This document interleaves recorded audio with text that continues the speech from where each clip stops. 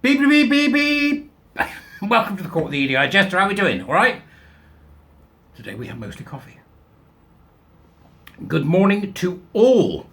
And good afternoon, good evening, and good night, wherever you happen to be. Become a warrior teacher. Join as a Jesterite. Subscribe to my Substack. PayPal, whatever. You know, there's lots of ways you can support me now. And if you can do something to help, please do. Keeps me going. End of the month coming. Right. Okay. So, was the end of the month coming? Yes, it is. Can't believe it's so close. Oh gosh, scary, right? Here's one for you. Today we are in the world of the literary. Which is, right, so this is an article from the Daily Fail. It's an interesting one because the literary world was one of the first worlds to ever get caught, right, by this absolute cobblers and called a nightmare for writers who refused to suck the woke knob, right? Okay, that's the truth of it, right? But this is great. It's great just to see a bit of fight back by what I suppose you would call karma.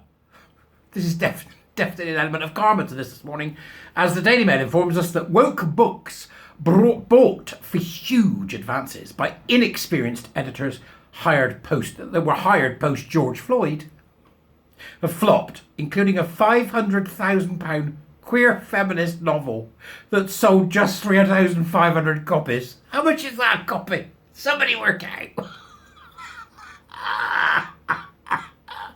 Go woke, go broke. There's also, it says, Ellen Page, Elliot, now she calls herself Elliot. She looks so ill. Elliot Page's 3 million transgender memoir. Ideological fanatic editors are sustaining major losses for publishers, according to insiders. Elliot Page's Page Boy memoir about her, it's got his here, her transition and queer feminist western, Lucky Red. Queer feminist western. That's science fiction, man. Queer feminist western. The cockfight at the OK Corral.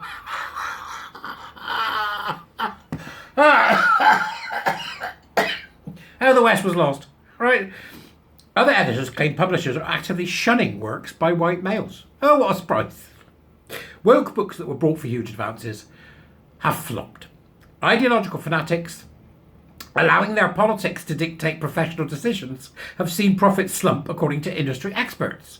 Among the works responsible for huge losses is a hotly anticipated memoir. By whom? Right? By the actor Elliot Page. About his journey, her journey. There's a picture of her. She looks so ill now. What have you done to yourself, my love? You just look awful. Anyway, it sold for a 3 million advance, right? So 3 million, that was the advance. Hey, this is a hot topic, isn't it? Cutting your body up. Well, yeah, what? That's what we need. More of this. More what? Mutilation of young people. Right, okay. Let's get it in then. What are they calling it? Page Boy. Right, okay. How much do you want to give them then? 3 mil. That should start us off.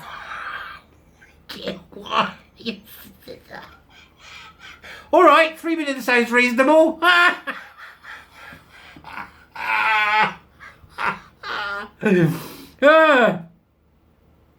So it sold 68,000 copies.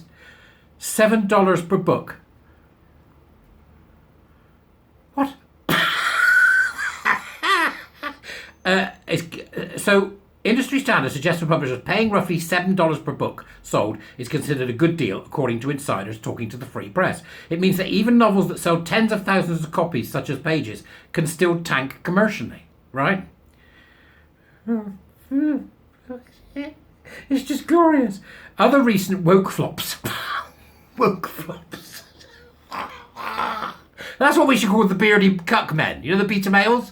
We should call them woke fops.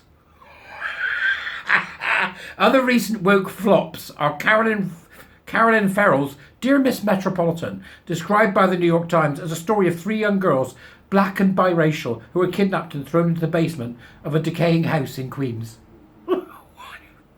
The novel was acquired in a deal estimated to be worth more than $250,000.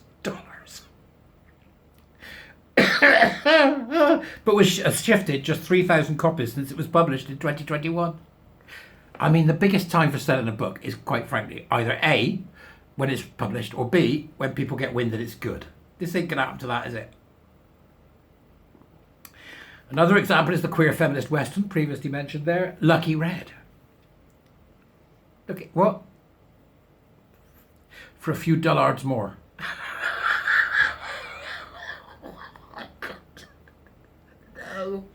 No.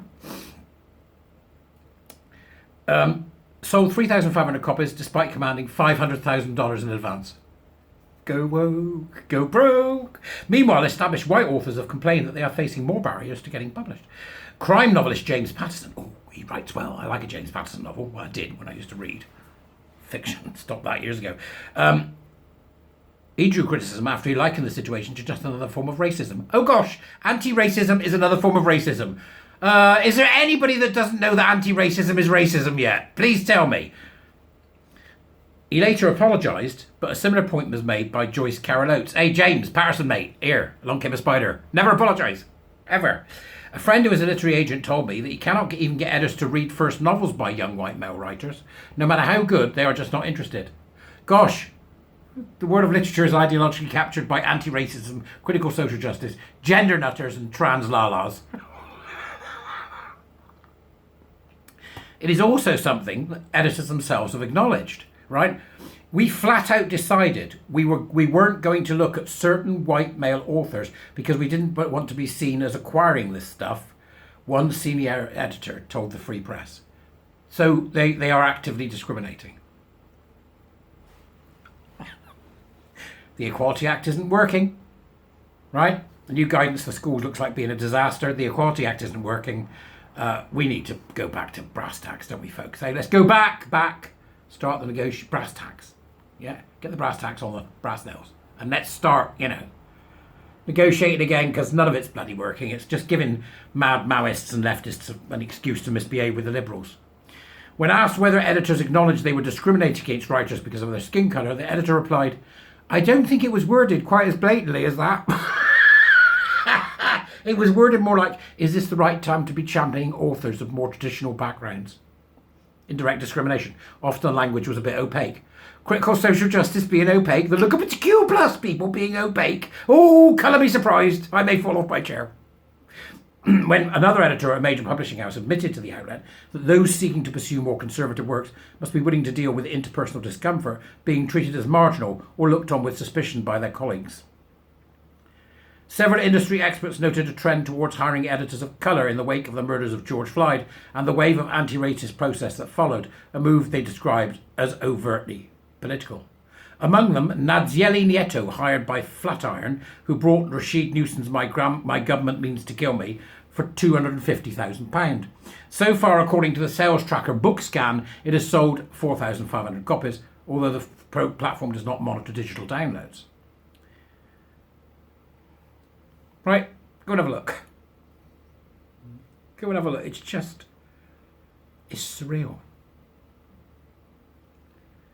Right, when they asked HarperCollins and St. Martin's Press editor, they chalked the flops up to generational change. This is what they're doing. See, this is how they do it, isn't it? Right? Oh, it's not anything we're doing. It's actually a generational change. We're seeing a shift across the generation. No, you're not. What you're seeing is a coup and a takeover by woke nut jobs who should be at the end of a prevent investigation. At this point, what else can we do? The government is captured. The police are captured. The judiciary is captured. The universities are captured. The schools are captured. Organisations are captured. Publishing houses are captured. Businesses are captured. Go on, tell me what we're going to do now. One person at a time, folks. One person at a time. I'll see you later.